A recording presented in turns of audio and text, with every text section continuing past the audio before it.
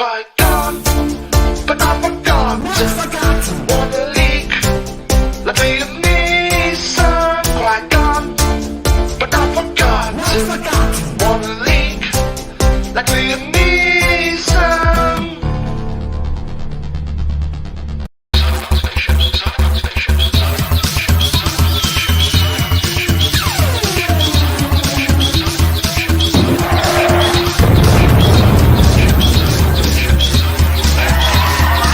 With MakingStarWars.net.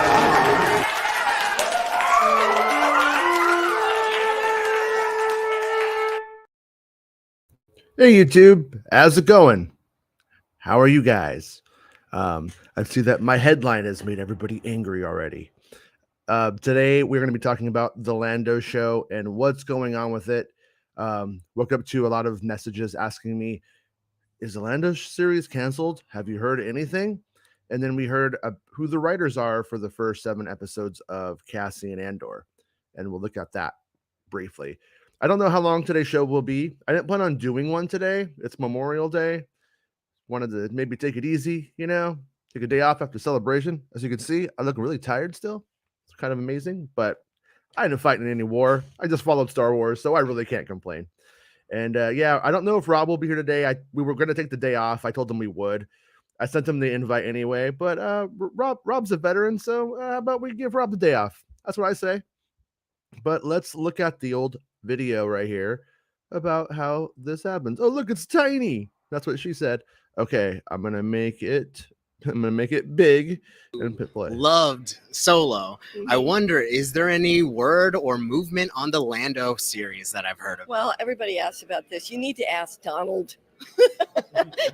He's the one that holds all the cards here. But there's no movement. I will say that honestly, but it's not for lack of trying. It's just that he's a very busy guy. Yeah, I was gonna say he's an inspiration to us all, but he's got to let go of this. Another series, and I think one other thing, and then he'll come our way. So there you have it. It honestly though doesn't sound good. I mean, just to put it out there. I mean, like what my honest take is, he's got like more. Oops, it's just playing something else. Hold on, let me close that. Yeah, so he's got like I think it's the Mr. and Mrs. Smith show, and that started kind of like went through a whole thing. He was writing it with the L3 actor, and then I guess they couldn't see eye to eye. Things kind of broke apart, but they're not going to wait forever for it. At some point, they're going to move on, and but it doesn't sound like it's coming anytime soon based off of that. If he's got, I mean, another series. What is the other series after that? Like at some point they're just going to go like they're just going to take it to somebody else, or they're just going to shelve it for a while. Also think about how this sits with the misinterpretation of the Vanity Fair piece that said Lucasfilm wasn't going to be recasting any classic characters anymore. That was a thing that we were hearing, which I did not agree with, for the record. I was like, that's not what they're saying. I know little Luke and Leia are coming like next Wednesday or whatever, or next Friday, whatever it was. And it's like, so that right there doesn't make a lot of sense. But I don't know. I don't know if this Lando series is going to happen. It's not canceled, which is what the word that everyone keeps asking about. It's not canceled, but there's so much stuff ahead of it. I would say always, until they're filming, it ain't happening. Until they're on set, it's not happening. It hasn't happened yet. So it's like nothing is for sure. And we've seen a lot of Star Wars things get the kibosh over the years. The kibosk. That's what we're gonna call it. So don't worry, Moon Minerhead.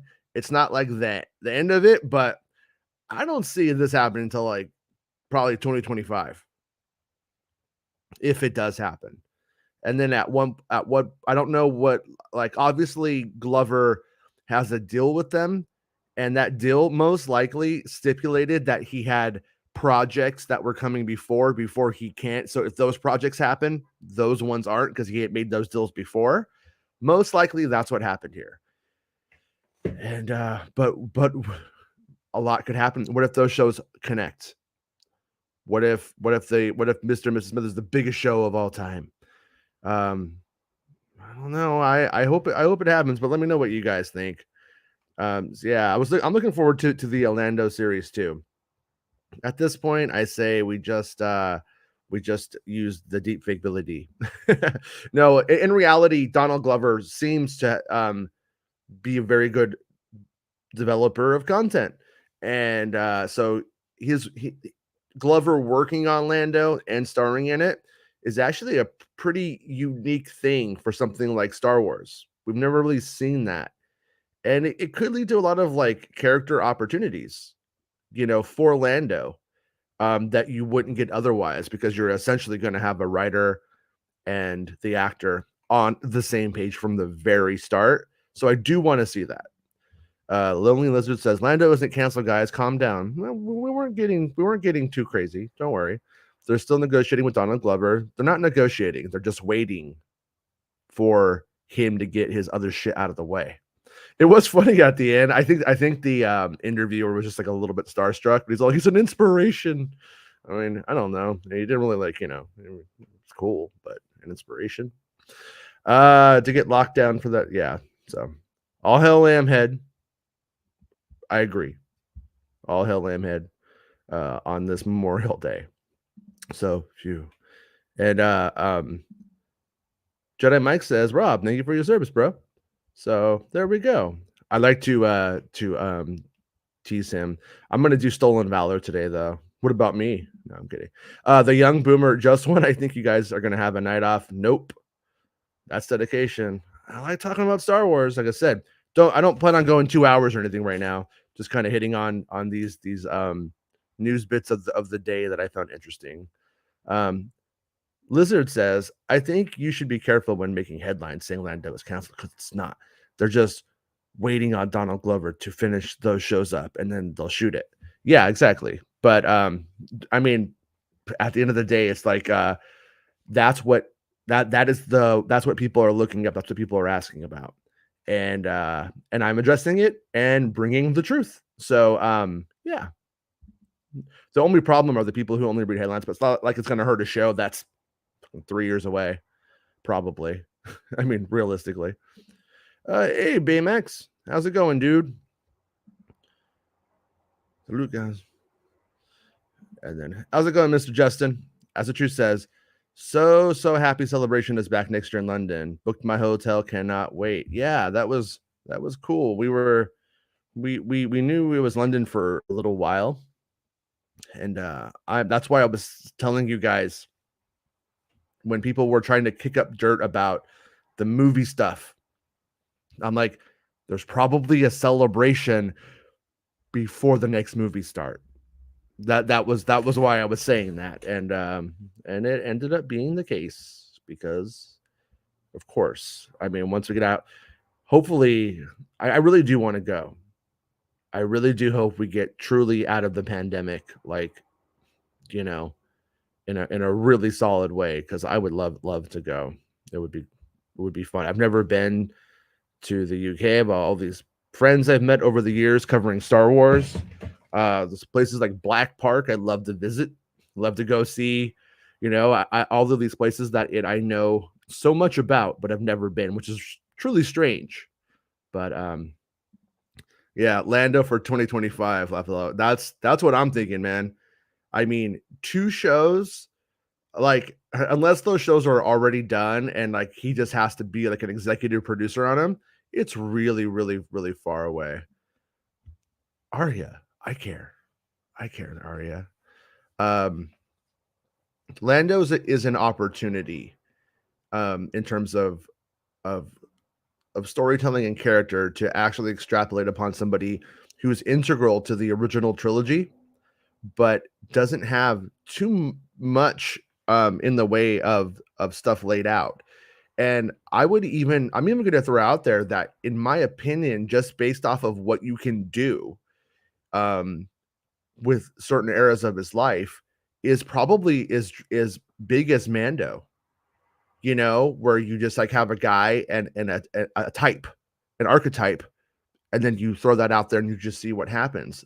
that's Lando, but he also has the opportunity to intersect with Han Solo and Chewbacca and Jabba the Hutt and Boba Fett and Dengar and Bosk and all of these other guys. I mean, he's a gambler, and but also he's somebody who goes from being essentially what Solo is. You know, they're not that far off in reality in that movie, but then he's like the Baron Administrator of Cloud City. How does the guy do that? And there's a story there that's either a really good swindle or a really good, like, kind of not political, but moving things around to get what you want kind of story. And ultimately being successful, of course, until Darth Vader comes and just takes it all from him, because that's the Empire under the Sith, right? But there could be a very good story there, and there is an opportunity to really make something special that ties into things. By the same measure, could you tell a story of a gambler who does that and it not be Lando and it be just as compelling? I also think so. So that's where I start to go like, well, you know, how long do they give Glover until they, you know, obviously probably until whatever the deal that they signed expires. But at some point, if it doesn't happen, I think that they will just be like, hey, can you just quit this? You know, can you just back out? And we'll give you executive producer credit and pay you money. And he'll probably say, yeah. But I hopefully he is inspired and wants to like do it. It does suck that like literally I don't think anyone's asking for a Mr. and Mrs. Smith TV series and any of that. But I mean, Atlanta's important, but we'll see. Hey, Ben. Afternoon. Too long didn't read. Lando series is toast. Laugh out loud. It's definitely in what we would call development hell. I mean, I know that it was, you know, like Lizard's like, hey, man, calm down, you know, but this is the epitome of development hell right now. Well, okay, maybe not the epitome of development hell, but it's definitely in development purgatory. I'll say that. Me, Arya, if they have no Maul. That's true. Also, yeah, Maul. But the my hope, like I said, my hope for the series is that we don't get tied to all of this past drivel. You know, like I honestly don't care if I mean I don't care if Lando, you know, is in love with droids or anything like that. That stuff doesn't really fine. I don't care. But what I do want is a story outside of the Star Wars ness of it. Like, you know, what is Jaws really about? Jaws is about a father trying to connect to his sons, his family. What is you know, Ghostbusters? Is Ghostbusters about busting ghosts, or is it about three guys starting their own business? It's about three guys starting their own business, but that business just happens to be extraordinary. And that's kind of what that's what my hope is for the Lando series, is that he's an interesting dude, and what his goals are ultimately a story that you could take out of Star Wars, and it could be about a dude in Atlanta who wants to, you know what I mean, come to Los Angeles and run the Staples Center. I don't know, but that's kind of what I hope they do, where the story is universally relatable beyond it being Star Wars, because that's where like Mando does a good job in that it's about a dude who's becoming a father that he didn't unexpectedly. It's probably more people who become step parents could relate to Lando more than your average. But I don't really relate to bounty hunting. Do you? Not unless you're dog.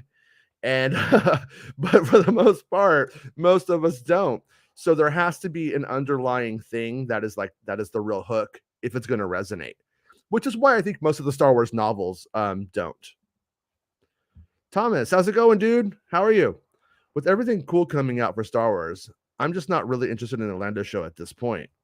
I hope I have convinced you otherwise, but once again, what's the angle? What's the hook? You know? And if you've ever, also think if anybody has wanted Solo Part 2, that's never going to happen. But this is what would be the spiritual successor to it. And this doesn't mean anything. There was a valid rumor from credible people I heard that was saying there wouldn't be a Han Solo 2. There would be a Boba Fett movie, and that would connect. there wouldn't be a Han Solo 2, there would be a Lando stories, and all of these characters were going to intersect. And even Bobby Iger used to say that these spin-off movies would culminate in some sort of super movie. And there was some evidence that if the Kenobi series, Kenobi, a Star Wars story, was going to go that way too, where you were going to see characters from there. So you would have all of these various characters from a Star Wars stories culminating into an Avengers movie. But Solo barely made its money back. So dude sounds hella busy. Yeah, he does. Yeah, and that's great for him, because that's the other thing. If you look at it from Glover's perspective, he's getting all of these other things going. But the good thing is he may always have Star Wars to fall back on to some extent, since he played Lando. So that's kind of rad. If they are locked into, well, you're our new Lando, they don't seem locked into using Alden Ehrenreich as Han Solo again. I have a feeling if they do, with all of that money that they invested in Indiana Jones and de-aging him and the process of making that work, I would expect to see young Harrison Ford in Star Wars before Alden Ehrenreich. Personally, no inside slant to that. That's just how I think it's going to go. Yeah, it's essentially Solo 2. But it has so much more opportunity to be more than Solo 2, I think, as well, because it will be a series. It will be a Lando character piece. And yeah, I mean, and also that's been the only thing I haven't liked about like them continuing the Kira story. Kira and Lando clearly know each other. They clearly have like a past of some kind. And I would imagine the relationship could, friendship, however you want to look at it, could go forward. And with that comic book kind of like closes so many doors on making her a viable character to bring in, for instance, what if you had a story where Lando and Han both loved her, and that was the point, and then she dies? Well, she can't die now, so she's like they've kind of written themselves in the corner with those damn comic books. Darren says, I'm only interested if we get a continuation of Solo left off. I want more Maul and Kira in the Lando show.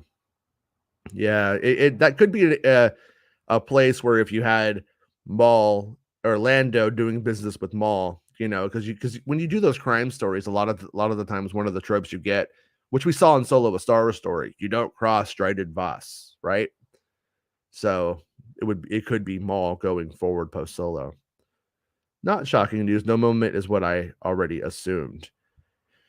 Yeah. Well, they were kind of being a little positive about it, but then when we got to the Vanity Fair piece and it was absent, that's when it was sort of telling. There was no news to report, as the Nemodians say, or whatever. The young boomer says, Celebration in the UK next year. I'm determined to go. Yeah, Boomer, you got to go. If I can't go, you got to be our man on the ground. Field reporter, young Boomer on the case. That's what I need. All right, it says 2 days left for Kenobi. Yeah, actually, tomorrow. It's for us in the US. It's tomorrow night. We stay up late. If we stay up late, I'm going to stay up late. How I think we're going to do the show is we're going to do a pre-show for about maybe an hour to 45 minutes. We're going to talk. Everybody's going to all get together. And I think we're going to end it, watch the show, and come back live right after the show and discuss. I could do a third one where I'm just sitting here and I'm just like, yeah, but I don't know. I think that's kind of boring personally. But if you guys are lonely, I'll do it. Real Ben Maynard says, sounds like Lando is heading to the RJ trilogy, Rogue Squadron, Rangers of the New Republic, Islander projects that slowly fade like Force Ghost. Yeah, I hope not. I think this one has more of a possibility of continuing, but also where it's at isn't good. And the other thing to remember too is the stars still have to align. Like he might get done and be like, oh, I'm ready now. They're like, well, we just, greenlit 4 Disney Plus shows and a movie. So we'll talk to you in 2026 about, it could go that way. I hope not, but it could go that way. Hey, Nick, how's it going? Thank you for being a channel member. And also, if you're a channel member, make sure you look at the posts that I do on Patreon or on the channel member page on YouTube. And I posted a link to our Discord, and I'm enjoying it. It's nice having a place to talk to all of you guys. That's not like Twitter where we just have like, a bunch of assholes all the time and stuff. It's I like our little Discord community that we got started here. It's been cool. But Nick says Ron Howard seemed positive about the possibilities of a solo sequel in his interviews. Wishful thinking? I think Ron Howard's a very, very positive guy. My dream would be that Donald Glover writes and acts in it and Ron Howard directs it. Like, how cool would that be? I don't know if he would do, if he's interested in doing things that aren't features, but that would be a very cool thing to happen, I think. But yeah, I don't see. Here's the thing: you can't hope for a Solo 2. I don't even think that they were ever going to do Solo 2. It would just be something that had those characters. I think that's always where it was going to go. So I think that the idea of pushing for make Solo 2 happen is ultimately like a fruitless endeavor compared to we want Alden Ehrenreich back. We want Donald Glover back. What's L3 up, or L3 is dead. But you see what I'm saying? You see where I'm going with that? That kind of idea. Because Solo as a continuing story, it did not perform. It wasn't the right title at the right time. So the only way to do it is to get those characters into something else, something, you know what I mean? Like if they were doing a Boba Fett movie about younger Boba Fett, then people need to be like, we want Donald Glover as Lando and Alden Ehrenreich as Solo, and then maybe they would make those characters appear in that film, and then you'd have something close to a successor. That's my take, anyways. But let me know what you guys think. Phantom Empire says, "What's going on, man? I loved all the coverage. Nice to see so much going on. Going to be a crazy few years. I don't believe for a second there will be a movie next year unless it's mostly stagecraft. I have absolutely no faith or belief in a 2023 Star Wars movie. I think Lucasfilm is going to lean in on Indiana Jones. That's their film. That's what they're going to deliver. And just got a new June release date, I think, for that one. I want to say. So in my opinion, there's no way. I mean, the only thing that could happen is Taika's writing partner is way done, and they've been doing slow development over the last couple of years, which is possible, but that's really seems like unlikely that's how this is going, in my opinion. So, not sure how to feel about tons of stagecraft for. Yeah, I don't want a stagecraft movie. I don't want a Star Wars television show in the theater. I don't want to go pay $60 for my family to watch a 2-hour Star Wars television show. When Star Wars returns back to cinemas, it needs to have better visual effects, fucking amazing sets. It has to be what we can't get on Disney Plus. Otherwise, we lose. If they take Disney Plus shows to the theater, we're paying more money. We're getting less spectacle. So, in my opinion, it needs to go the other way. It needs to be, wow, isn't it great that we get to see Kenobi, like a whole Kenobi series? And I'm like, yeah, it is great. Does the Kenobi series need a pod race segment? It doesn't. So it's perfect for Disney Plus.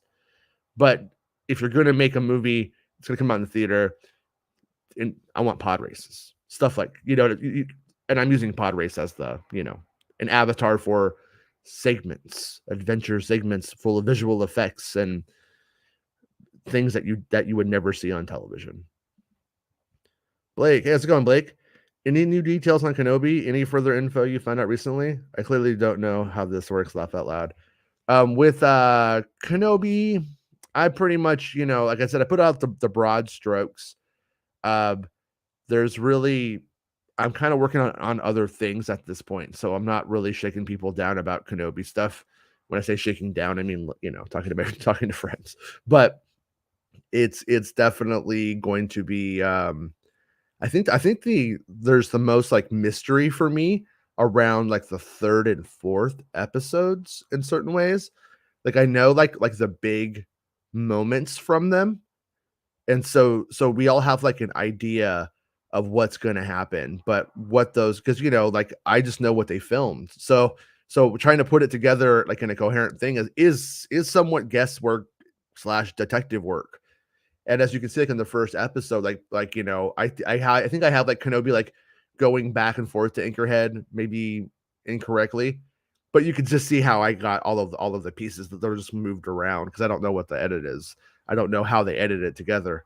So, but I am most excited to see what happens with Indira Varma's character, like how that unfolds, because there's a little bit of mystery there, and I'm excited for it. By the way, watched Kenobi again last night. Super tired. Wanted to play my new Xbox that I'm in love with. It's a good time. She's beautiful. That said, I got too tired to play video games. Me and Bespin played Fortnite for a while. We usually get like between first and third place. I'd say between third place and first place. And last night we were like getting like 40th because I think we were both just exhausted after the weekend. We didn't have the fight in us. But so anyways, yeah, but I'm currently working on looking at stuff on Ahsoka and trying to figure some of that fun stuff out. So I figure I'm gonna leave Kenobi where it's at probably, but we'll see. You never know. If I hear something totally amazing, I'll probably have to talk about it. Fandom Empire says, not sure how I feel about a film being heavily oh, okay, yeah, not primarily, yeah, exactly. A lot of people point to the Batman, but the truth was it was a mix of it. Yeah, Batman is fine because there's so much of like the stagecraft stuff for Batman. A lot of it was like them on top of a building having a conversation, which is not unlike the original Batman movie where they were on top of a stage having a conversation. Or who are you, man, and all that stuff on Batman. So all of that, that's just using stagecraft to do an old thing, which I know Fandom. I'm just discussing it, but Star Wars movies, it's a little bit different, I think. So we shall see.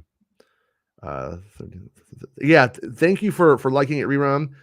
Make sure everybody like the video and have the bell on so that way when we go live, because if any news breaks, I will always try to go live and hit it right away.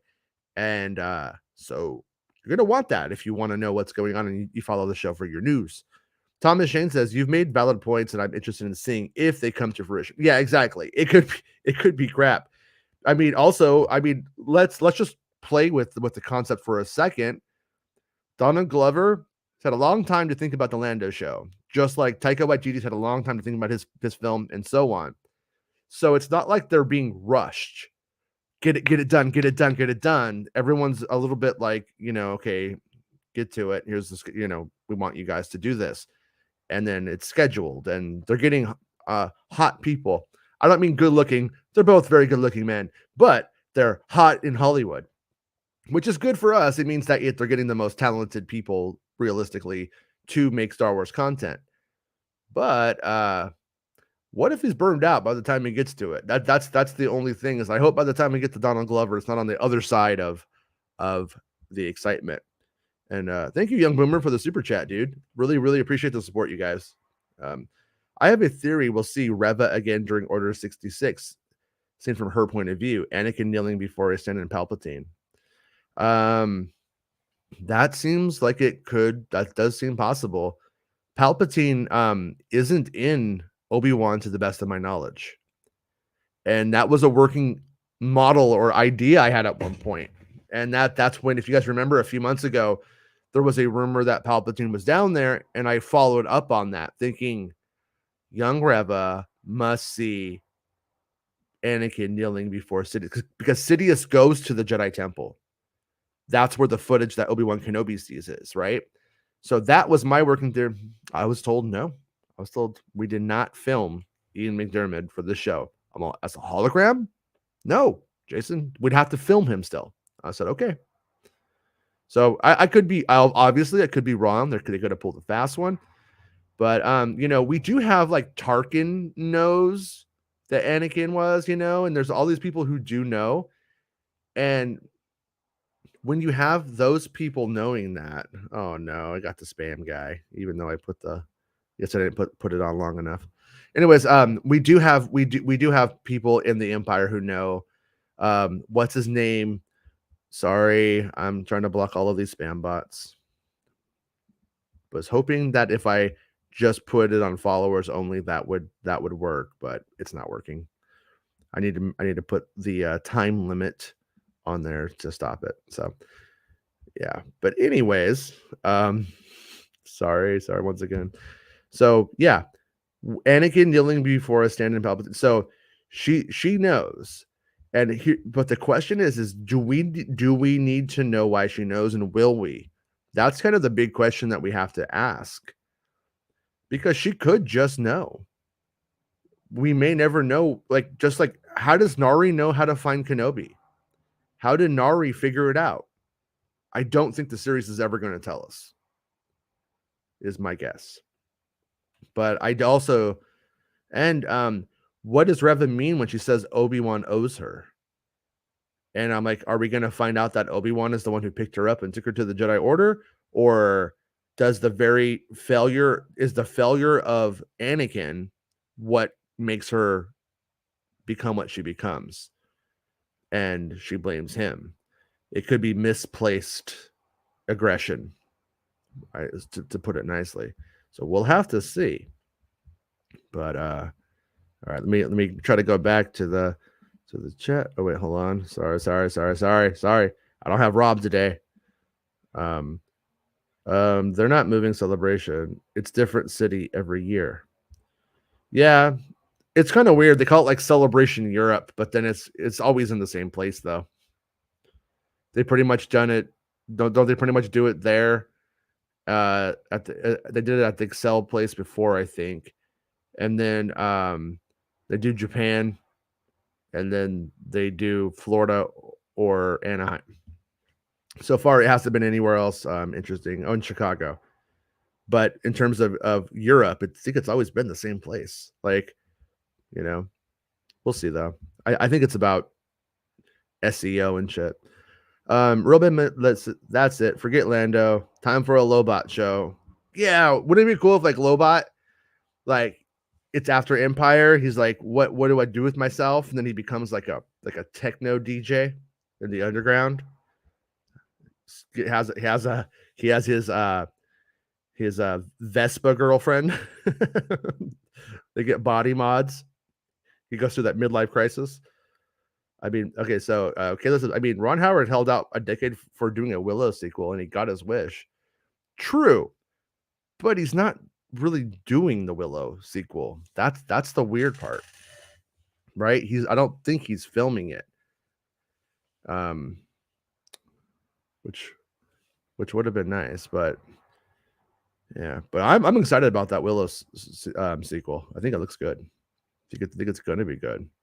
So, Ari says, if Andor proves that going outside and not using the volume looks better, and is probably cheaper, why didn't they do it for Kenobi? Well, I have one. My first theory is I don't know if it's still true, but it used to be it was cheaper to go do film productions in the UK when you do. And then so I'm just going to make up an arbitrary number, $1 million. You have $1 million to make a movie, and you get 35% more out of that $1 million. In the UK, you don't need to use stagecraft. You could use that to build sets, go to locations. But we also need to be real about how productions work, what they're willing to do, timetables and stuff like that. So they were going to do Kenobi at Pinewood originally. Then the schedule didn't work out, and then the only way to do it was to do it here. And so that just became what it became.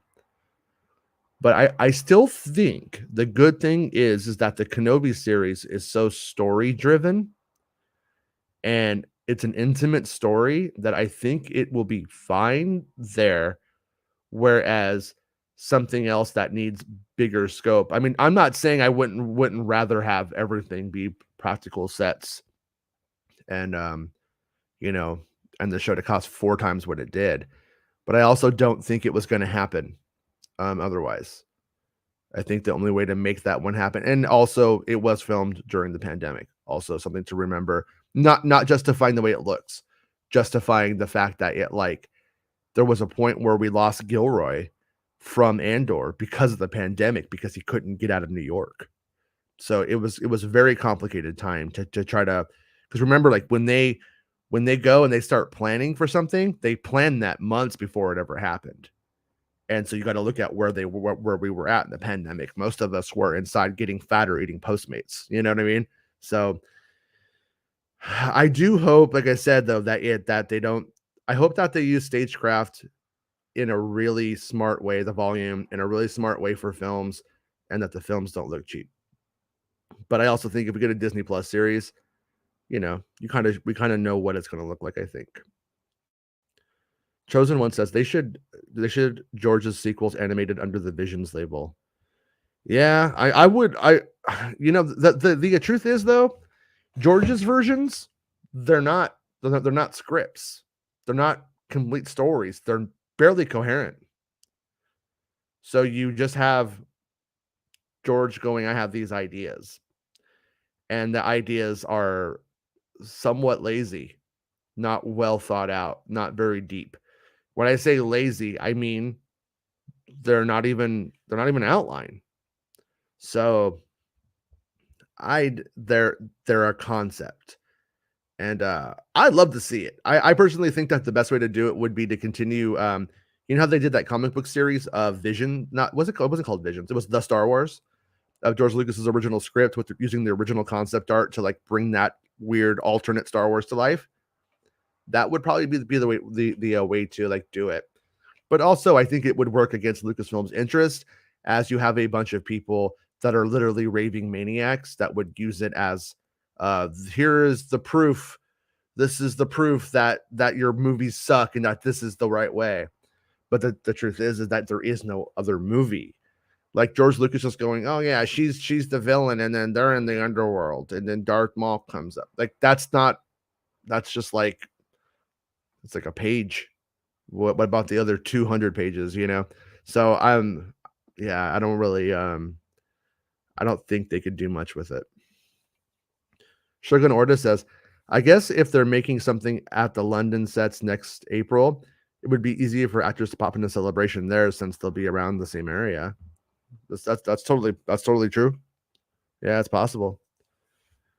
I also think that like, to go back to what Arya was saying to some extent too, that was the cool thing about Cassie and Andor filming out there, though, is that at least it is all practical sets. I mean, not all, but a lot. And it's going to look a lot more expensive and a lot better than the other Disney Plus shows, which is good though, because I think they're going to learn or see if they get more bang for their buck here. Like when you look at what Mando, Boba, and Obi-Wan do and how they perform, and then what happens when we go out and we spend a bunch of money and build all of the stuff, do we see a bigger return, you know? Caleb says, I wouldn't mind Star Wars streaming movies along with theatrical releases, with movies like make the big Mandoverse shows crossover a 3-hour movie exclusive. Yeah, they definitely do need to do something where things begin to culminate. I think fans are saying that all the time now. So Miss Sunflower doesn't really care for Lando. Hopefully, maybe just maybe they can make you care. That's what I always say. Like Book of Boba Fett, you know, or the Boba Fett concept. People are like, I don't care about Boba. Well, I'm like, well, maybe it'll be so good you will.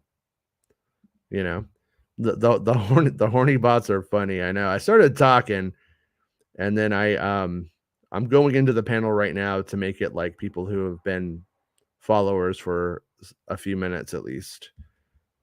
But okay, I'm gonna share this with you guys while I do that too.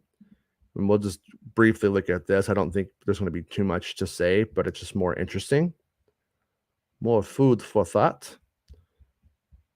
Let me edit that. So right here, let me make this look a little bit different. Hold on. I know I can do it. Well, why does it keep doing that? There we go. Hey, we did it. Okay, so for the record, I think that what this says, there are things to glean from this that I think are interesting. So Andor, 1 season, 6 episodes. So this right, and then so these are the actually the first 7 episodes that have been submitted to the Writers Guild of America. Okay, so source material, final credits based on Star Wars by George Lucas. For Kenobi, I think it said somebody completely random. It was funny, but on 5, so that means on 5/19/22, most likely, the final cut of the first 7 episodes was likely done. That's what I'm taking away from this.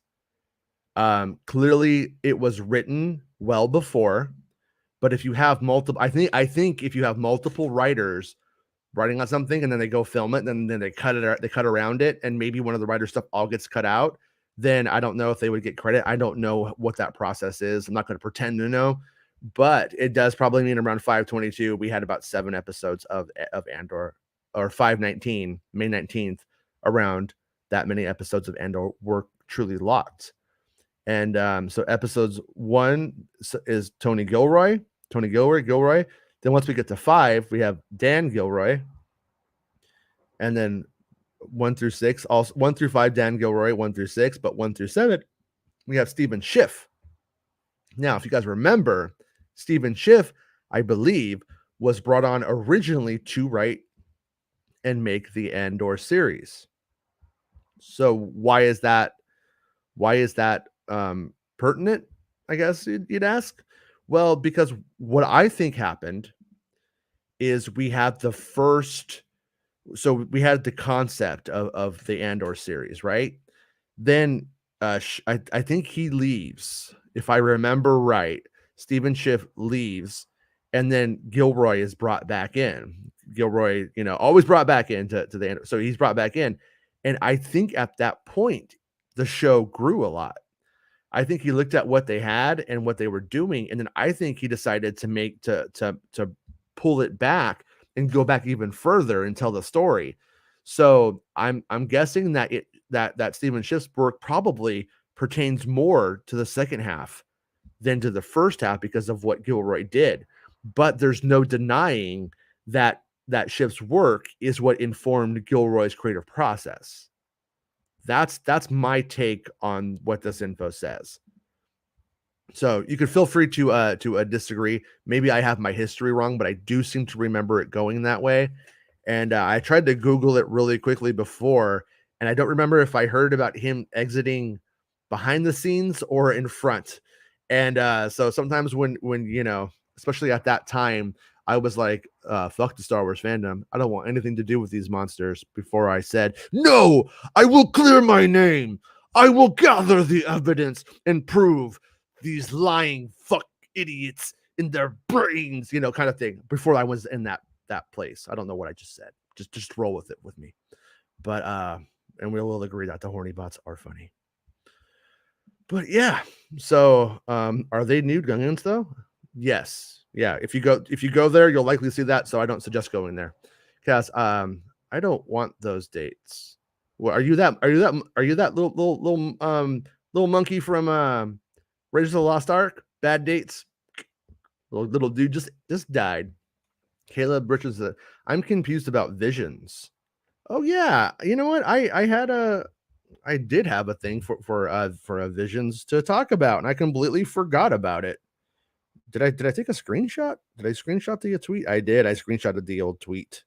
That's how you do it sometimes, guys. You just screenshot the tweet rather than deal with their bullshit.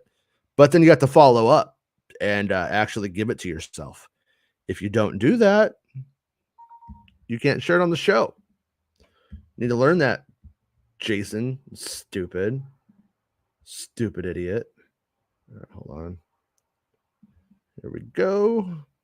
Yeah, so I'll just throw this up. Blah. Okay, I apparently missed something also that Bestman Bulletin said. Bestman says, I missed a chat where I mentioned that Donald is filming a series now called Hive and films Mr. and Mrs. Smith later this year, meaning he could be free in 2023. So, and so free in 2023 doesn't mean that it's written it though, right? So that means at some point in 2023 he could be free. He has to write the show, and I guess it depends on what that process is. So maybe we'll see it in 2024. Maybe. But I still think 2025 if it happens. Yeah, this came out yesterday.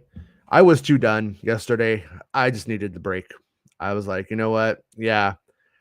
Honestly, whoever does the set list for Celebration needs to get kicked in the crotchetals, is what I'll say, because the way that they do things literally does not really make sense for how things resonate. Like, do you guys am I crazy? Like, I'm glad we got the Andor trailer when we did, but do you guys feel like Andor was kind of forgotten in the lineup and the way that things happen? Like, I feel like if Visions had been an earlier announcement, we would have had it would have got more press, it would have got more coverage, and then something like Andor with like an actual trailer, I think should have put more towards the middle back end personally. But whatever, I just played lots of music and know how to make a set list is all. Star Wars Visions Returns Volume 2 streaming spring 2023, which we saw a lot of people reporting, oh, they're doing Star Wars Visions. Yeah, it's going to be announced at Celebration, which is fan math, but no, none of them have the date even close to right because they can't guess that. The fan math does not compute. Just the way that it is when you make shit up all the time and try to pretend I'm an insider. I'm an insider. Nobody's a fucking insider. That's just the truth. There is no such thing. The young boomer says that that explains how she knows Anakin is Vader. All it needs is a guy in a cloak, so Palpatine isn't in it from a certain point of view. Yeah, that would. I mean, it's possible, but I really, really. No, actually, you know what? No, it's not just a guy in a cloak. It's a guy in a Palpatine cloak. It's gonna say, don't get your hopes up. I would love to be wrong though. You know what I'm saying? Like, it would be rad to be wrong. It's like I'm never saying like no and then going like because I think it's dumb. It's just I'm saying no because I don't think that's what's happening. But I would love to be wrong. I would love for characters who make sense to like show up and stuff like that, But Thomas Shane says, any idea who's playing live action Hera? I've heard that Ewan's wife is a possibility. That's been who I have been saying is the best candidate we have. Mary Elizabeth Winstead is what I have been guessing. And yeah, all we got is that good Hera booty though. Not gonna lie, that Hera booty is magical. It could carry a series. Bestman Bolton says catching up, but one of the shows Donald is doing, Hive, has been filming for about 2 months already. So we're 2 months into that one. Films Mr. and Mrs. Smith later this year. So he could be available after that, maybe 2024. So that's the other thing is like, what's the writing for Lando going to be? How many episodes and stuff like that? So 2024 seems the earliest possibility. So I'm going to say 2025 because nothing ever goes to plan. What can go wrong will go wrong. Real Ben Maynard says Reva definitely saw Anakin as Vader in the beginning of episode 1. Also, most likely heard the clones saying Lord Vader. I bet it'll be expanded on a book knowing Star Wars. Yeah, I mean that's like the other thing. I have personally been surprised by people who are like, how does Reva know? Well, I mean, I think Ben brings up the best point I have ever heard. A fucking battalion of clones are calling Anakin Skywalker Darth Vader. And then a couple days later, they're calling that dude in black Darth Vader. And this isn't, I don't think this would be the most best kept secret in Star Wars. Like I said, I think that it's just simply, you don't say Anakin Skywalker to Darth Vader. He'll kill you. Yeah. And me and Bestman, I don't think Bestman has any angle on that. I don't, but I think that is the best guess. Chosen One says, I live in London. I live and breathe. I am a child of the world. As the Truth says, did you see the quote from George R.R. Martin on fans hating new Star Wars, new Lord of the Rings, new Star Trek, etc.? He's getting a lot of hate for talking about it from a creative's perspective. Proves his point, to be honest. Yeah. There's a couple of things going on here. A bunch of people, probably myself included, who should not have a platform to discuss these things on a mass level, have it. And then they go around, they act like assholes. Like, God, I you know what? This was so gross. I'm just going to bring it up. I don't know how this is allowed. There was a video, and I'm not going to say who it was because I just don't want to get involved too much. But they wrote about Reva and Kenobi, diversity higher human shield. Operation Get Behind the Darkies is real. Can you fucking believe that? That somebody would actually fucking write that? Would actually make that like their featured image on YouTube, and YouTube allows it, and then everyone's just like, yeah. I mean, it's just like we live in a place where horrible people are able to have the ability to talk about this stuff, and a lot of good people though too. But that's just the shitty part about the wild west nature of the internet right now that we still have. It's weird. It's like I'm all about free speech, and I am all about not clamping down on the internet to a large degree, to be honest with you. But at the same time, I'm just like, Jesus, man. You know, it's like we I guess we just can't be lazy. You just gotta like make sure that shit can't stand, you know. Louis says, I liked more part 2 than part 1 of Kenobi. What about you, Jason? I'm honestly, I'll just be a total shill right now, and I love them both. I really, really do love the Kenobi series. It is right now probably my favorite thing that's ever been on Disney Plus. I like it more than Mando. I've always liked Mando in that I like Star Wars, but also I never felt like there was a depth to Mando that I found to be like super, like I didn't feel like it hooked me in my soul. I feel like Star Wars did that. And Mando was playing in it, you know? And I love Mando, don't get me wrong, I do. But this is like to me is just such a goes more to like the heart of Star Wars. So that first episode, it's just, I think it's nearly perfect. Like that's what I wanted to see. That's what I was hoping it would go that way. I feared that those parts may meander. I don't think they did. I know some, there's always somebody with some contrarian opinion who thought that was boring or whatever. But by its very nature, they thought the Kenobi concept was boring. But then when you get to the second episode, I thought it was fun. The second episode, though, is both endearing and a little annoying at the same time, though. Just a little bit. Like Leia, there are logic breaks, and that you have to go, well, she's just a scared little kid.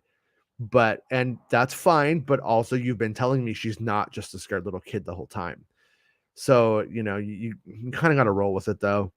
But hey, I'm excited for tomorrow night. Tomorrow night's gonna be rad. Borno says thoughts on Rex potentially appearing in Ahsoka and flashbacks with her and Anakin in the show.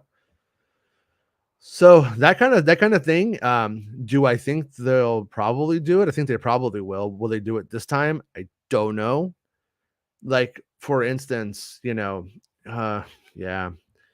It's like everyone wanted Cody, for instance, to be in the Kenobi series. But like, what do they say to each other? You know what I mean? I'm sorry I did that. I had a chip in my head. Now I vow to help you on your quest to save the young Jedi. All is forgiven, Cody. Now what do we have to talk about? Remember that time you were on that lizard and I said, here's your lightsaber. And you were like, thank you. You know what I mean? Like they didn't. So what they would end up having to do is actually write new scenes that make them close. and then our show becomes not about Obi-Wan Kenobi. And then once Darth Vader and Anakin show up, that relationship's going to win out. You know, if it was a romance, Anakin and Vader are Anakin and Obi-Wan, that's love of my life quality. Whereas Cody, simply a fling. So you end up with these relationships that don't really compare, that would now be vying for screen time. So, but Rex, for instance, and Ahsoka, there's something there that can be said. I mean, like, you know, when you get down to it, Ahsoka sort of has her three dads in the series. It's Anakin, Obi-Wan, and I'm gonna say even Obi-Wan's even like an uncle, and Rex is like her other father when she's, you know, 13, 14 years old in the Jedi Order, and that's who she's going to war with, spending time with, and stuff. And when one father goes evil, I think the story naturally begins to want to present one as the good father and one as the evil father. And then, you know, the reconciliation of that stuff could be, there's a potential there for those relationships to for it to be a compelling story. But also, if the story is about finding Ezra and finding Thrawn, then you end up with sort of like is this the moment for that? But I do think eventually it will go there. I don't see Dave Filoni not being able to leave his characters alone. I think he's going to pick them up. Caleb says, I'm super confused about Visions. Season 2 is moving beyond Japan and anime and having studios from other countries taking Star Wars and using their culture to rewrite the Star Wars mythos. So it sounds like they're just not being super I think it's going to be mostly like anime and high levels of animation. And for what it's worth, I mean, Star Wars Visions was never called like Star Wars Anime, and then now they're not doing anime. It's called Star Wars Visions. So if it ends up just being an animated anthology series that uses all kinds of different animation studios, then ultimately that's like cool. But we'll see. You know, like it was a mixed bag on the first ones, not in a bad way. Even the ones I truly didn't really like connect with in a big way, I still was like, I'm glad I saw that. I'm glad they did the experiment. I'm glad we got to see it. So hopefully the next round is inspired. That's all we could really hope for, I think. Infinity's Comics. Anything could happen with your Infinity's Comics. Caleb says, and they scream freedom of speech when people call them out on their bigoted shit. That's not freedom of speech, friend. Freedom of speech has limits. You can all, yeah, exactly. I mean, that's like the whole thing is yeah, freedom of speech, but you also there's consequences for the stupid shit you say. Trust me, I know. Junkbox says, Jason, out of all the stuff that's been announced, what are you most looking forward to? Man, you know, honestly, I mean, Cassian Andor is probably the thing I'm the most interested in seeing, followed by Ahsoka, and then followed by Tales of the Jedi. But if Doc Brown showed up in a time machine right now and said you could only watch like 1 hour or something, I would definitely go with Tales of the Jedi right now. That Dooku and Qui-Gon stuff, that's what fan dreams are made out of right there. That's literally giving us exactly what we all said we wanted, what they should do, and they're doing it. So, but I think the future of Star Wars looks good. That they have that dumb kid show coming out. I probably won't even watch that. That's like, you know, I don't even remember what it's called, but it's just like that's just a toy commercial, probably on YouTube. And then, but yeah, I mean, the live action stuff is what I truly I'm all about. What this channel is mostly about.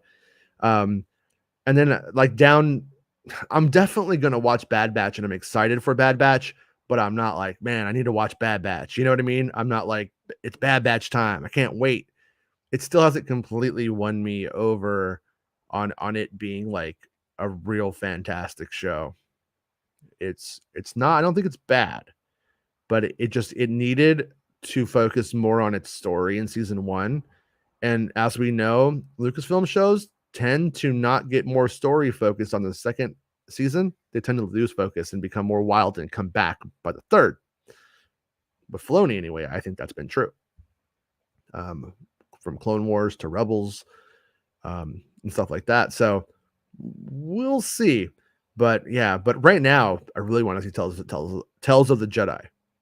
You know, the Ahsoka stuff I'm interested in on that, but more about the Qui-Gon and Dooku story, something that I really want to see. But I'm also afraid those are going to be like really short.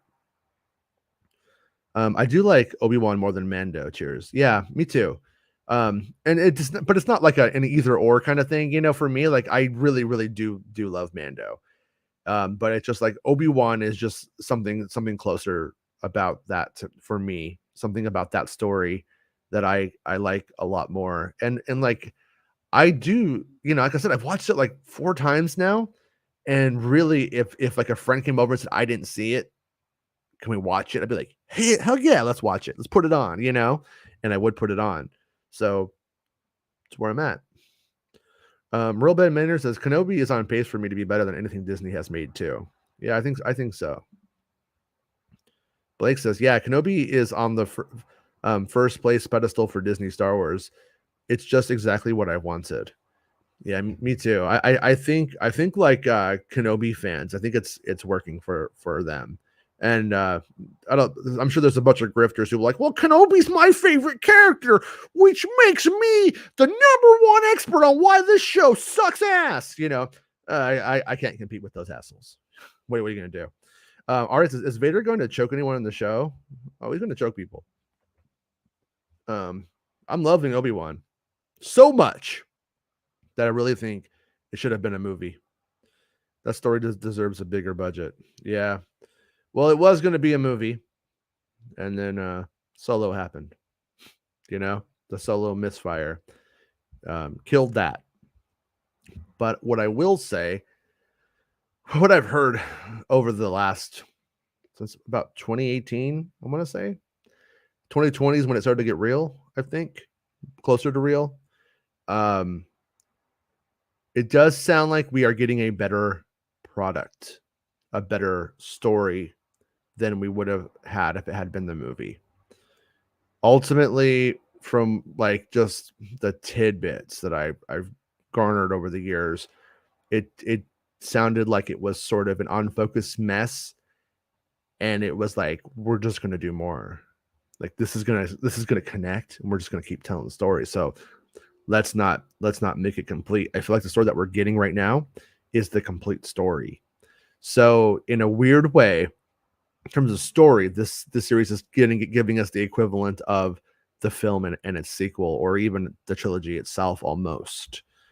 But you know, there would have just been more added characters, and like the Indira Varma stuff would have just been more significant, I think, had it been a film. So Kayla says, I'm probably going to watch Young Jedi Adventures with my niece to introduce her to Star Wars.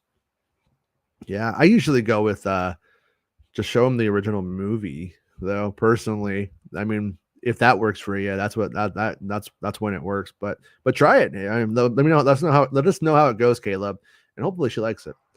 So I was one of those things where I'm always like, that's cool, but also I'm always like, there's a lot of Star Wars fans, so if she's not into it, hopefully she finds something she enjoys.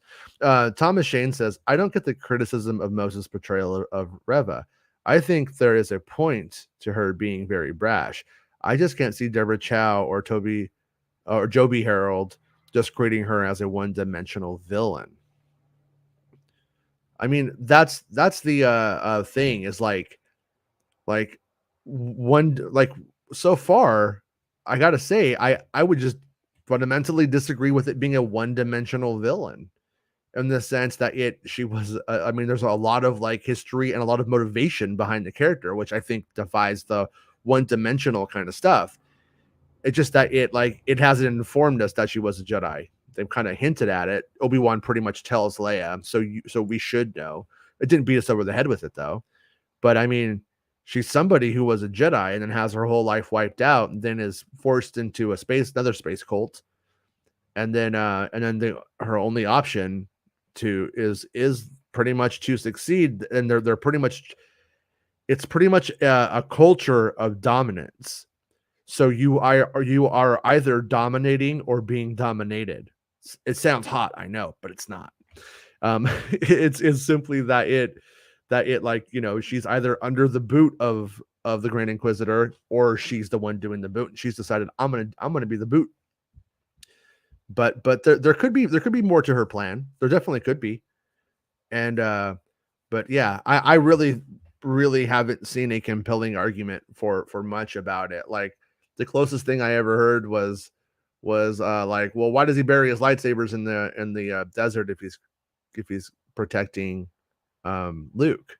Well, he has a gun, and the gun is a better protection for Luke than a lightsaber, because if he pulls out a lightsaber to kill some just stupid ass pirates that are just trying to steal water from the farm and might kill Luke in the process, well, dealing with that with your force karate and your blaster makes a hell of a lot more sense than a lightsaber, because the lightsaber is going to be like, well, that's how they found Nari, isn't it?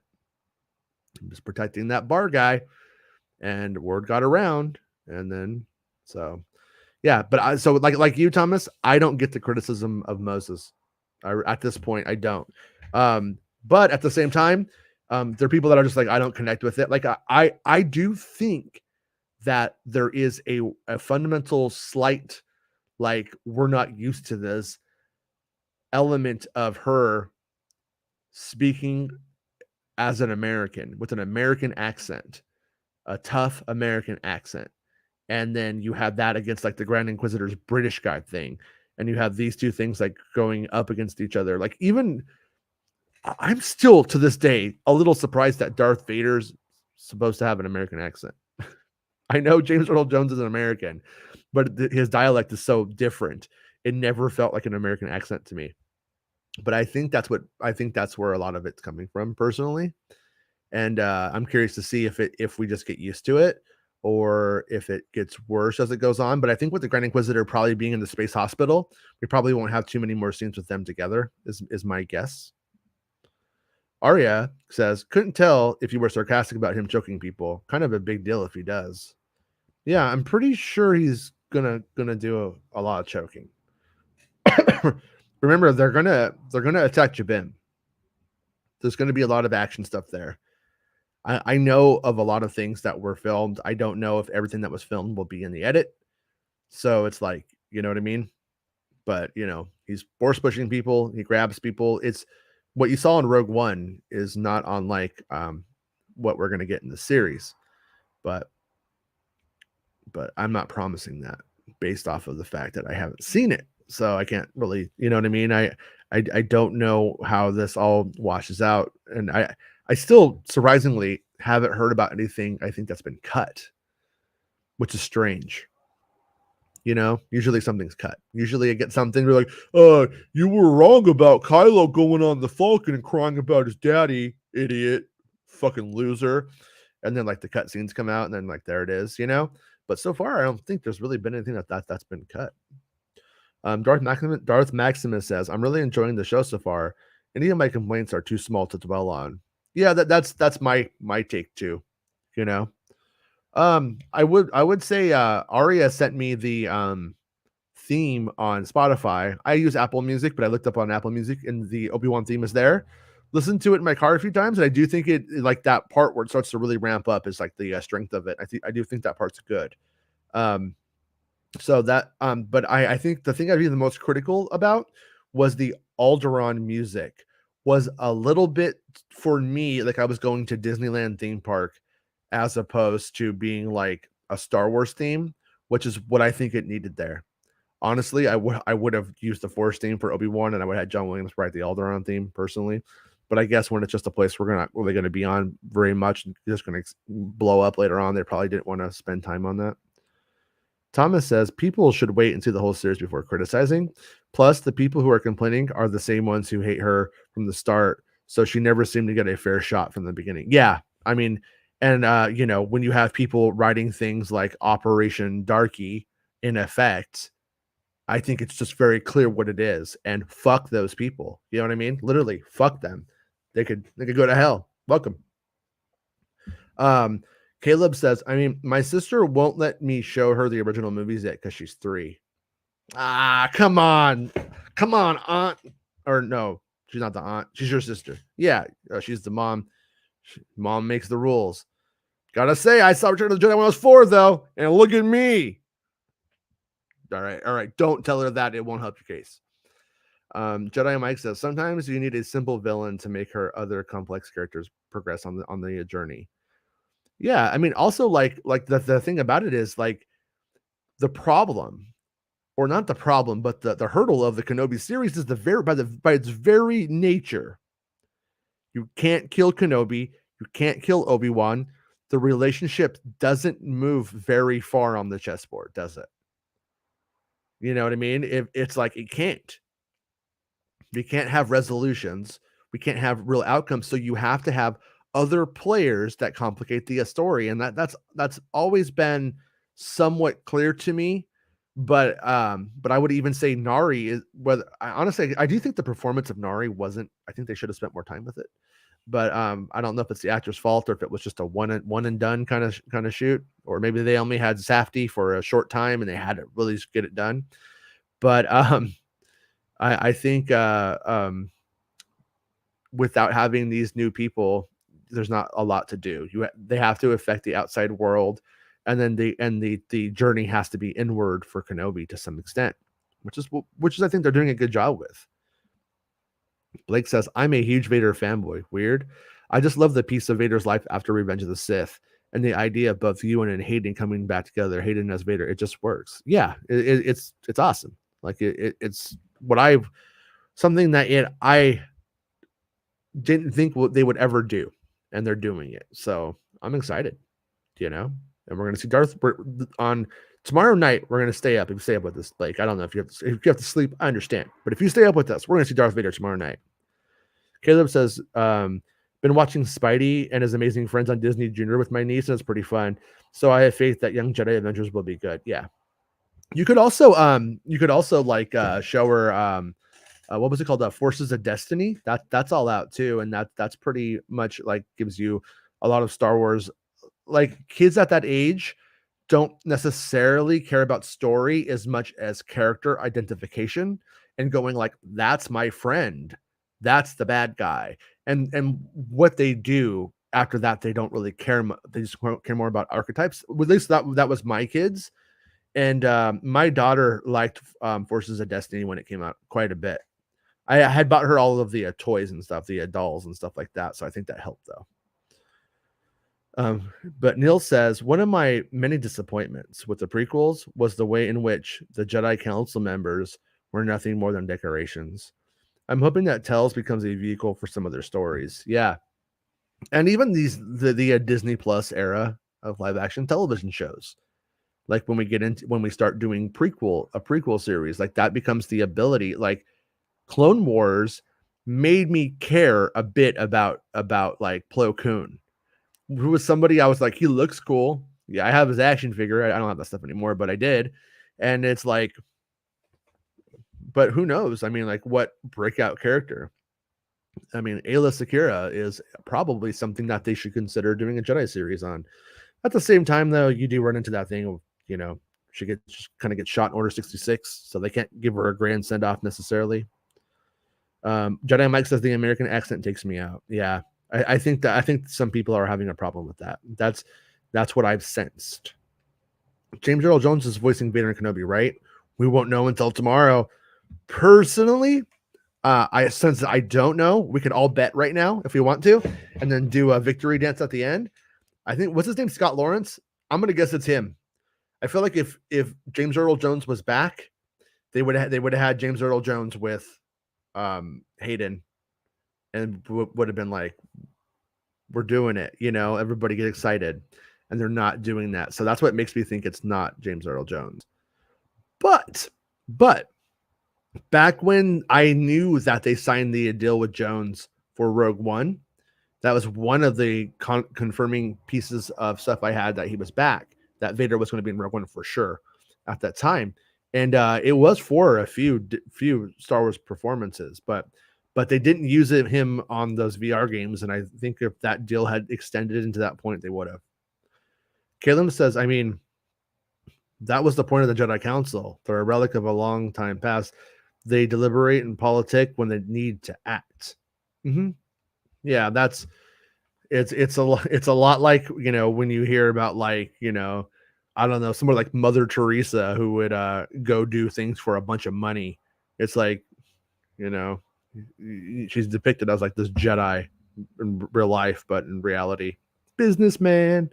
Neil Mohammed says, I think you're right about Reva's dialect being off-putting for some, myself not included. I was a little thrown off by Kenobi's boss and his southern twang. Yeah. And it's like it is interesting how I do think so. Just to get out of the way, there are racists. I just proved there are fucking straight up bigoted racist fuckheads. Like, that's a thing for sure. But I also think that people are to some extent a product of their cultures, for better or worse. And so, like, sometimes people might not realize, like, wow, I didn't really realize I have a problem with a black woman speaking up to a black or to a white man or to a man at all in a place of authority, and if anybody wants to hear a fantastic and powerful song, look up John Lennon's "Woman is the N-word of the world." Doesn't say N-word, for the record, but powerful song, very valid point.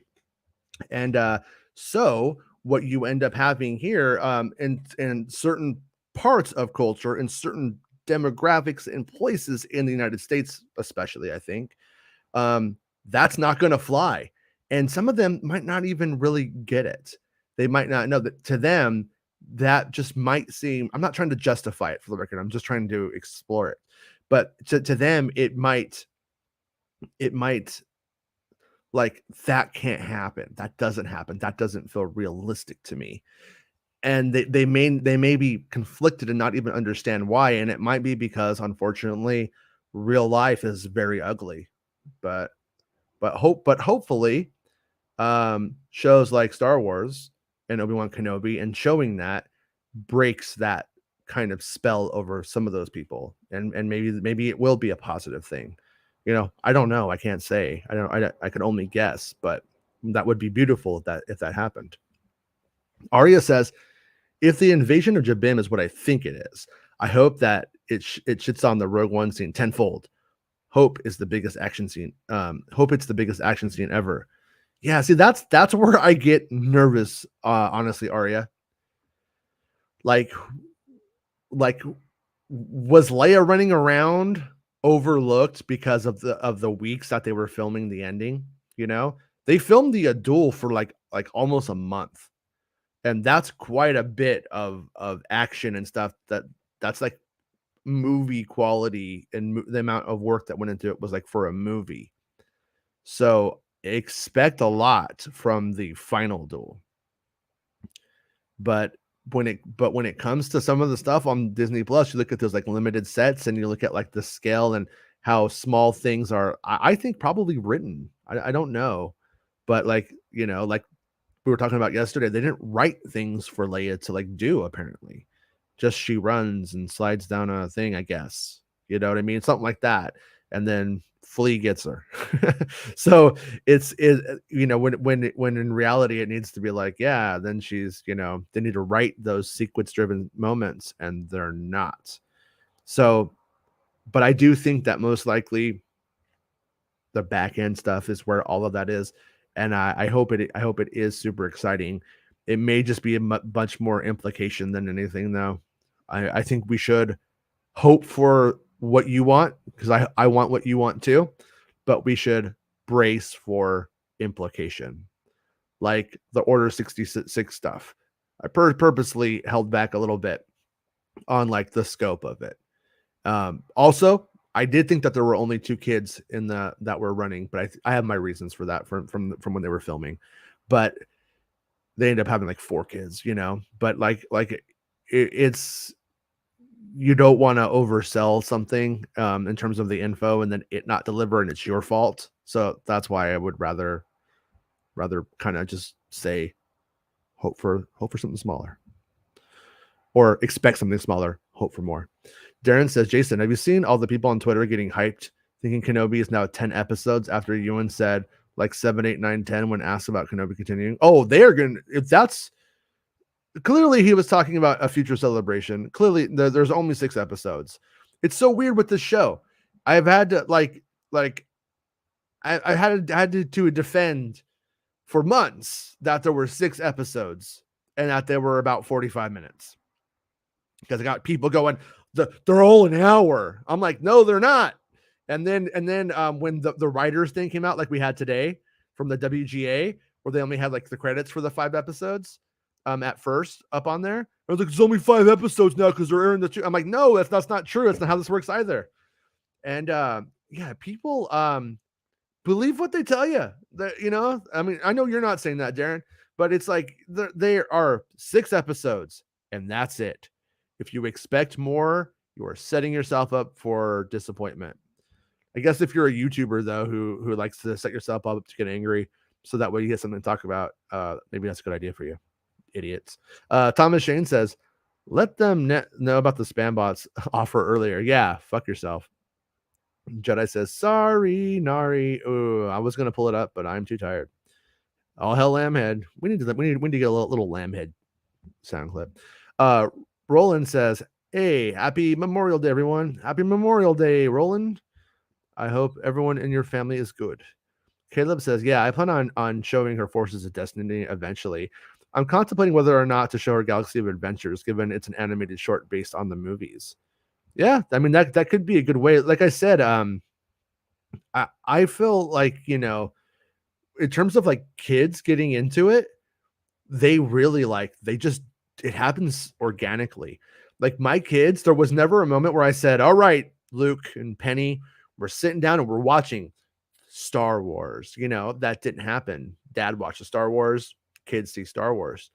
My little boy, though, saw Darth Vader and he was like, ooh, you know, something about little boys and power. Also, Hulk, when he saw the Hulk for the first time, when he was like 3 years old, that one Hulk, the Hulk with Edward Norton was on TV, and he saw it and he was Hulk obsessed for like a year, and then Darth Vader took over for Hulk because he's a lightsaber. I think that's what went out. But you know, they just see something and then they just like gravitate towards it. They get hooked on their own, really. But definitely, yeah, just I'd show all of it to her. If she pays attention, she's into it, then, you know, have fun. Blake says, I'm at the 7th grade. Wait, I'm at 7th grade teacher. So unfortunately, he's a 7th grade teacher, so he can't stay up. I'll be up early Wednesday to start my day off work with some Vader. Nice. Yeah. You're gonna go to class and be like, sorry, kids, I'm too hyped up to teach you today. Just, I don't know. Shut up. Real Ben Maynard says, fingers crossed that next episode is released tomorrow at midnight Eastern, like the premiere. I do not expect that will happen. That would be great. It would be great if they started doing that, but I do not think they will do it. It would ultimately be smarter because it would allow West and East Coast. I think people can stay up to midnight for it. They can't stay up to 3 a.m. though, or get up at 3 a.m. for it. So that would be cool. But I think that was that they were trying to protect the Leia secret foolishly, in my opinion. And they knew that after everybody saw that celebration, they were just going to start tweeting it out. So I think they just had it right as soon as it was done, put it out so that way people would see it rather than read the tweets.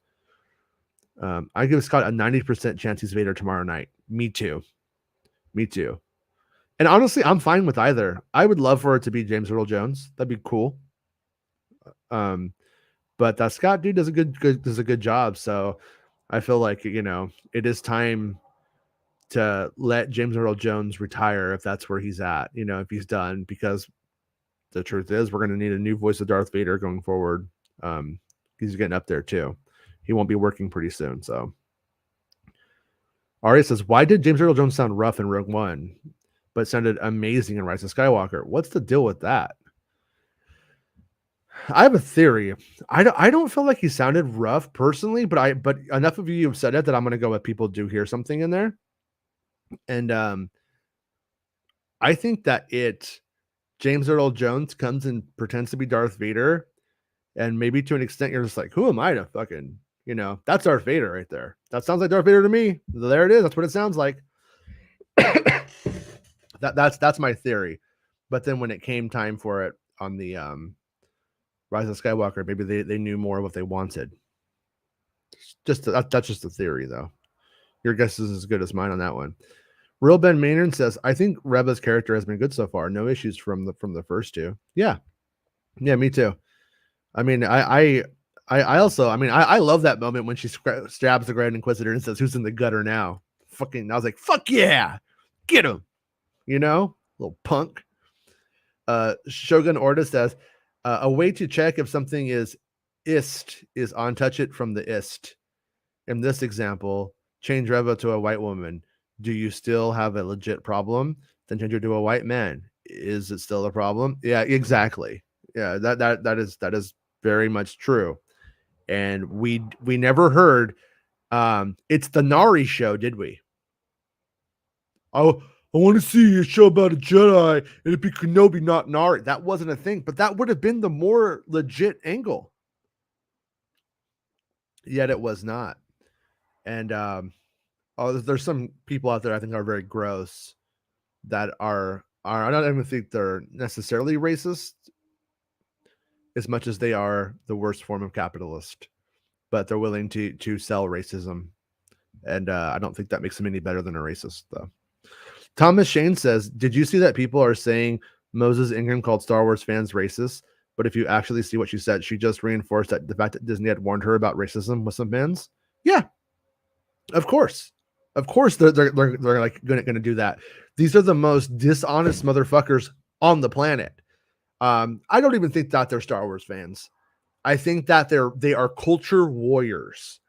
And Star Wars is at the forefront of pop culture, as is Marvel, and they use it as a platform to spew their hateful rhetoric over and over and over again.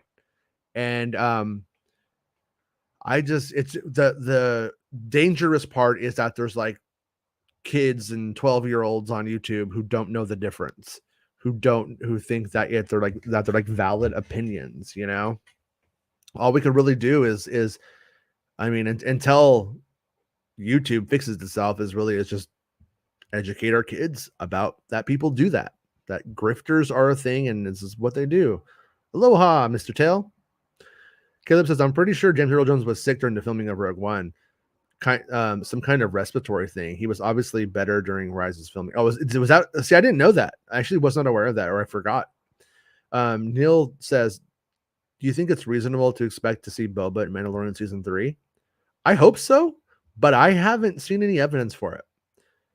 I don't think it's just the fan she knows Anakin is Vader. Wait, I don't think it's the fact she knows Anakin is Vader. It's because we've always been led to believe Vader would destroy anyone who knew he was Anakin Skywalker. That's all in the see that right there, like that right there. I haven't come across that. All of that must be coming from like books or something that I didn't read, because it's like that's like all of it is like assumption. I don't think that's, I don't know, and it seems stupid to me. No, I was him. I'm gonna go kill you. Like it's like, this guy's on a quest for immortality, on a quest to bring Padme back, and wants to kill a Sith Lord so he can become the master and make the galaxy how he wants. And he's like, oh, I'm gonna get really, my hands, you know what I mean? And trying to find Kenobi. Like, I just feel like that's a very stupid thing to prioritize in the story. And yeah, that doesn't make much sense to me. I'm not saying if you called him Anakin, he wouldn't fucking cut your throat. Not saying that. I'm just saying I just don't see it as going that way. But we'll see. Okay, I'm going to finish the current running questions and we'll call it a show. Vader comics and books, which I know are not all canon, but Vader would destroy anyone he found out he was Anakin. Only the Emperor and Tarkin and Thrawn really meant to know. But like we said, on screen, the 501st know. They know he turned. A whole battalion of clones who get fired. All no. So it doesn't really make much sense that people like the ISB wouldn't know, that people like the Inquisitors wouldn't know. And if those people know, there's no such thing as a secret. If you know that many people know, other people would know. But Reva is smart. She is a detective. Inquisitors are essentially detectives, and she figured it out. So maybe they'll tell us how. Maybe this will solve itself to some extent, but I don't know. Richie, how's it going? Lego better do sets for Tales of the Jedi. Want that Jedi Dooku and young Qui-Gon. Yeah, they look great, don't they? Caleb, yeah, my niece saw one of the animated Avengers shows, and now every time she sees me, she jumps on my back and yells, "I'm Black Widow." For Mr. Tail says, do you know why the dude that voiced Obi-Wan in Clone Wars doesn't host anything Star Wars anymore? I don't. I do know, or there was some public like bad blood for a few minutes based off of a couple of things. It sounded like where he was like, wasn't doing Kenobi in Rebels and stuff. And so that might have been like the start of that. I don't know. And then I do remember somebody did tell me that he brought a desk to Star Wars Celebration to use. And then like somebody else used it or did something and made like a big kick up. I don't remember though. Something like that. Who knows? The Van fam says, thanks, Jason, for all the work. I know you don't talk casting rumors much, but heard anything about Mina and Lars not in upcoming? Josh was mentioning something this morning. I honestly don't know if there was ever any validity to Mina and Lars being in there. And the other day, the guy was like, "I'm excited to go on this journey with you," and he's not Ezra, right? So by doing that, he was fooling fans into it appearing that he was Ezra, which I know they would not appreciate. And if he was Ezra and they didn't announce and he did that, that's not making them happy either. So I'm just going to call that one a really bad move, either way you cut it. If you guys saw that on Twitter. Hey, Don, how's it going? When their slip is showing, you said it, Don. You said it. Neil Mohammed says, what do you think of the Grand Inquisitor's comment to Reva about her being the least of them? He explains that it's not because of her lack of ability. Yeah. Well, that's what I was kind of like wondering if there was maybe like if there was something about her and like the Force. Like does she have an issue with it? Just throwing it out there. It seems like, like we don't really see her use the Force so far, for what it's worth. We don't see her use the Force except for when she is very, very pissed. Like I'm almost wondering if she is sort of like, does she have erectile dysfunction for the Force and she needs to really go angry style to really get it going? I don't know. We'll have to see where it goes though. Hey, how's it going, Junk? Do you have a scoop about the clone trooper in episode 2 of Kenobi? If not, were you genuinely surprised? I genuinely, I will be honest, I don't want credit for it. I did know about it and I forgot. That's just the truth. It was there was no Rex, there was no Cody, and there was the clone trooper gave the coins to, and I didn't know about that. I didn't know it was Tamara Morrison for sure. I wasn't sure if they were going to use one of the CGI guys or whatever, but I just like literally forgot. I got so much like that's the thing that's really hard. I'm trying to like make this analogy make sense. It's like when you're getting the info, it's like running into a burning building and there's all this stuff and you're getting everything you can and you're running out with it. And then you have to remember like but like when the person goes, what did you save from my house that was on fire? And then you're like, well, I saved, I saved your photos. I saved your family heirloom, your dad's hat and your TV. But you also there was this copy of Lego Star Wars. I forgot to mention that because it's not the most important thing. It's not as important as the family heirloom or your dad's hat or, you know, your photo book. So that kind of stuff kind of like slipped away. And I wasn't allowed to report on what I was getting when I was getting it because we needed, you know, time to go. So I that's one that just literally fell off. It happens. That was my Bestman Bulletin moment. Sorry, Bestman, I love you. The Young Boomer says, in fairness, Vader sounds different in each film of the OT, depending on the tech and which sound makes you listen to. I personally like the Rebels Rogue One voice. Yeah, I hear James Earl Jones and I just hear Darth Vader on a day. Great holiday stream. Grateful for free speech. Thanks to those that fought and died for it. That's the truth. Thank you. Caleb Richards says, I thought the guy who voiced Kenobi hosts the official Star Wars podcast Coffee with Kenobi, and that's still going strong. The guy who voiced Kenobi hosts. No, that's Dan Zier. Dan Zier's not the voice of Kenobi in the Clone Wars and stuff. He just does Coffee with Kenobi. He's a school teacher as well. We have a couple of school teachers in this fandom. Happy day of remembering everybody. Nicely put, Darth Maximus, especially when you got that little cup there with the beer. You know, it really sells it. Hey, Tilo, how's it going? I honestly think she's going to see Anakin in the temple killing Jedi and possibly gets caught by him, and coupled with the message Obi-Wan sends out could be the reason she hates Obi-Wan. Yeah, it's possible.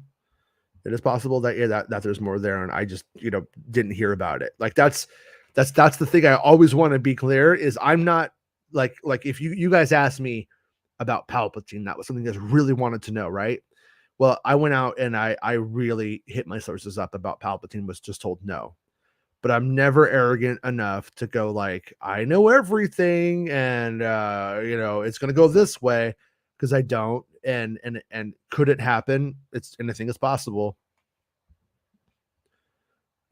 Just pre-ordered the Black Series Inquisitor figure. I have to say, they revealed all of the Inquisitors and Obi-Wan, and I was like, all the Inquisitor figures together would look cool. I would kind of want that. If they ever make it like a Black Series pack of all of the Inquisitors in one pack, I'll probably get it. Jedi Mike says, teachers and workers and people unite. Yeah, I like that. Remember, unions are annoying, but you'll make 30% more throughout your lifetime if you're in one. All right, everybody. I'm going to call this a show. I expected to do about 15, 20 minutes and an hour and 37. So we'll be back tomorrow. Talk about Kenobi tomorrow night. We'll be on doing a pre-show for Kenobi, and we will do a post-show for Kenobi. So pre-show and post-show. I hope you guys come and hang out with us. Let me know in the Discord if you guys really want that live watch, because I'll do it if you guys want to do it, but it'll be boring. It's the only thing, and it's just gonna be us like hanging out and going, oh shit, there it was, or whatever. So if you guys want that, we'll do it. Otherwise, but tell me in Discord, and I will see you guys tomorrow. And enjoy the rest of your holiday. If you could be with your family today, spend it with them, and less with me, more with them, I say. And thanks everyone for liking the video, subscribing, becoming a channel member, and hanging out with us in the Discord if you are into that, because it's a good time. And thanks. And the Star Wars communities, whatever we make it, remember that it's just the truth. And if it sucks, we got to make it better. And there's some terrible people out there that really break my cold little heart, to be honest with you. Hopefully they come at life from a better path in the future, and hopefully the rest of the Kenobi series is great. Let's be positive today. But I'll see you guys soon. Bye. It's the end of the show. Come on, let's go. Hey! It's the end of the show. Come on, let's go. Hey! It's the end of the show.